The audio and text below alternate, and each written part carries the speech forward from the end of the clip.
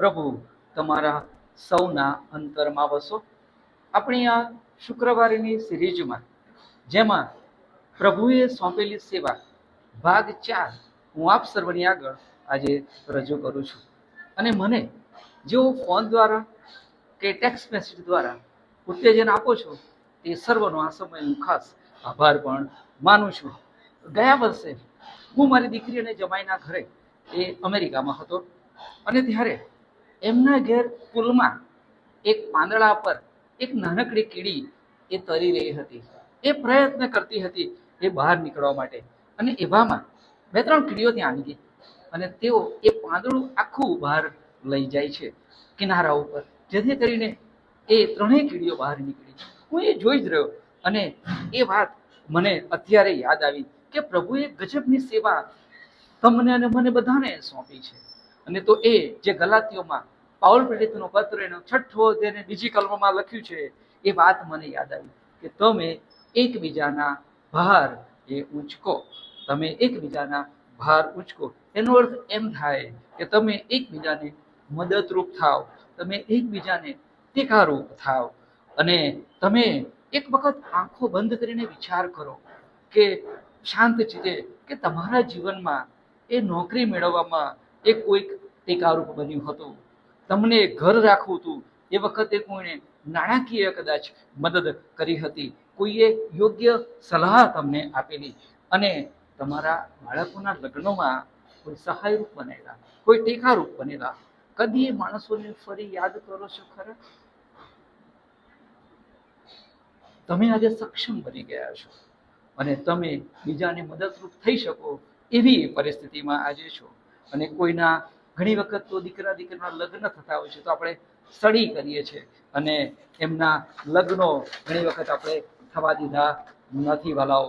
અને મેં એવા કેટલાય માણસો જોયા છે કે જેમણે 1 રૂપિયાનો સાહેબ ફાયદો ના થાય પણ સામેવાળાને બહુ મોટા નુકસાનમાં ઘણી વખત ઉતારી દેતા હોય છે. કેમ વાલાઓ?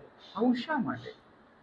આપણે બધાને પ્રભુએ અદ્ભુત સેવા સોંપી છે કે તમે એકબીજાના ભાર ઊંચકો. ભારનો અર્થ એમ થાય, અંગ્રેજીમાં તેનો શબ્દ લખેલો બર્ડન. બર્ડન એટલે કે જે સમસ્યાઓ, જે પ્રશ્નો, જે મુશ્કેલીઓ વ્યક્તિ એકલો જાતે હલ કરી શકતો નથી, અથવા તો એને એવું લાગે છે કે આ સમસ્યાના પ્રશ્નો એ મારી શક્તિ ઉપરાંતના છે, અને તેવા સમયે એને સહારાની, કોઈની મદદની, કોઈની હૂંફની વાલાઓ જરૂર પડે છે. એકવાર મારા પત્ની એ જોબ પરથી આવ્યા સિવિલ હોસ્પિટલમાંથી, અને તેમણે આવીને મને કહ્યું કે અમારા સ્ટાફમાં એક બેનની દીકરી એ ધોરણ 12 સાયન્સમાં એ 2 વાર નાપાસ થઈ છે, અને બેન ખૂબ રડતા હતા આજે કે છે. અને મેં કહ્યું કે ચાલો કંઈ વાંધો નહીં, આપણે એમના ઘરે જઈશું. અમે બંને એમના ઘરે ગયા. એ દીકરી અને પતિ પત્ની બંનેના આંખમાં એ આંસુ હતા. અને ત્યારે મેં એમને એવી સલાહ આપી કે એક કામ કરો, તમે તમારી દીકરીને કોમર્સમાં પરીક્ષા અપાવો અને હું આવીને તેને ભણાવીશ.